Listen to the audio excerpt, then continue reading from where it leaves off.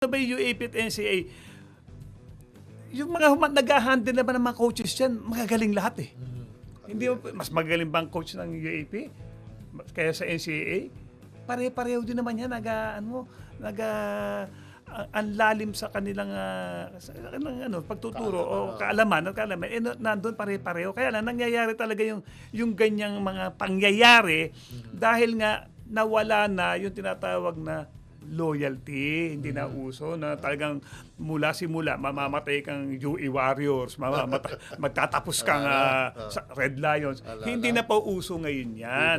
Wala na. So kung makikita ninyo, kung meron man nakikita kayong from this tournament or this league, okay, he transferred to another league. Vice versa rin naman nangyayari. Okay, ngayon, kanino ba nagpo-produce? Pareho lang ho yan.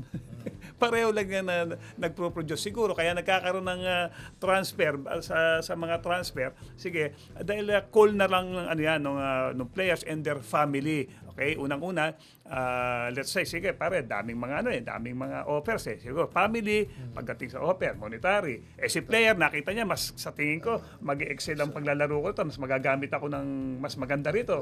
O, di, ganun din naman yun eh. Kung paano lumipat